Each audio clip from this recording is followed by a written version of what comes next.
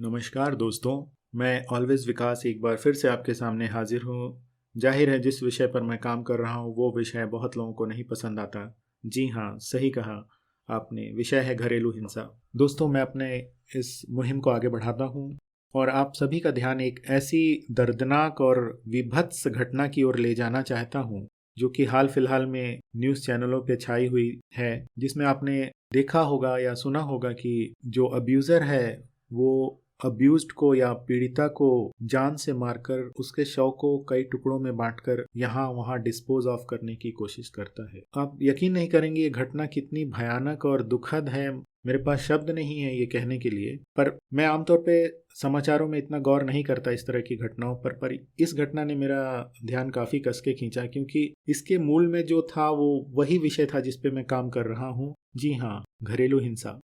पीड़िता के साथ घरेलू हिंसा हो रही थी। उसने शायद लोक लाज के भय से या फिर अपने किसी फैसले को सही साबित करने के लिए, जैसे कि अगर इस अत्याचारी के साथ हूं तो मुझे साबित करना है कि मेरा फैसला सही है, गलत नहीं है, इस डर से उसने कोई वक्त रहते कोई ठोस कदम नहीं उठाया और उसका अंजाम आप सब जानते हैं कि कितना भयानक हुआ। ये दोस्तों एक बिरले में ऐसा होता है। मैं नहीं कहूँगा कि हर केस में ऐसा होगा या होने की संभावना है, पर लाख में कोई ऐसा केस निकल आता है जिसमें ये भयानक अंजाम या भयानक मंजर देखने को मिल सकता है। तो दोस्तों, अगर वक्त रहते पीड़िता जाग जाती या समझ जाती कि वो एक गलत संबंध में है तो शायद आज वो जीवित होती। हमारी संवेदनाएं उस परिवार के प्रति हैं, उस पीड़िता के प्रति है, और हमें इस घरेलू हिंसा के प्रति जागरूकता अभियान को किसी भी हाल में रोकना नहीं है, क्योंकि ये लोगों की जिंदगियों से जुड़ा एक मुद्दा है जिस पे हर बार कहता हूँ कि इस पे संकोच है, काफी खामोशी है,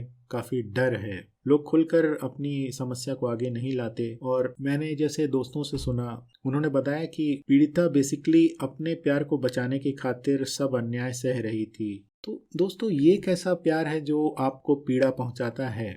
मैंने पहले के ही पॉडकास्ट में कहा था कि प्रेम का अर्थ पीड़ा नहीं होता, और अपने प्रेम को बचाने की खातिर आप पीड़ा को चुपचाप सह रहे हो, ये बात मुझे जचती नहीं है। मुझे तो लगता है कि एक तरह से पीड़िता ने अपने प्रेम में ही ईश्वर के दर्शन कर लिए थे शायद, क्योंकि आप जानते हैं कि आमतौर पे हमारे जो संस्कार हैं वो हमें ईश्वर पर सवाल उठाने का हक नहीं देते। हम ईश्वर पे सवाल नहीं उठाते, और जब हम अपने साथी को या प्रेमी को ही ईश्वर का दर्जा दे देते हैं तो जाहिर बात है उसकी किसी भी गलत बात पर हम कोई सवाल नहीं उठाएंगे। आप एक गाना याद आता है मुझे, ये रहा गाना।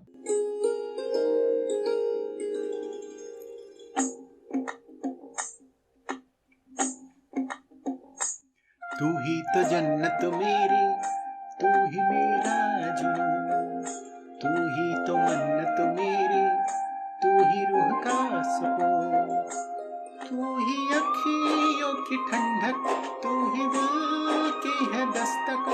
और कुछ ना जानू मैं, बस इतना ही जानू, तुझ में रब दिखता है यारा, मैं क्या करूं, तुझ में रब दिखता है यारा, मैं क्या करूं, सजदे सर झुकता है यारा, मैं क्या करूं, तुझ में रब दिखता है यारा, मैं क्या करूं।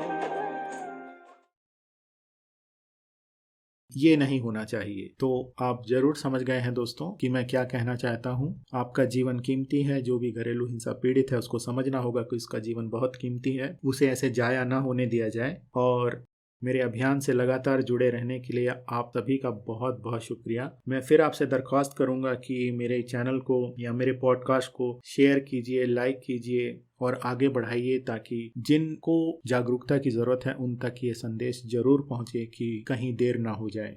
ऑलवेज विकास आपको अलविदा कहता है। बहुत बहुत शुक्रिया दोस्तों।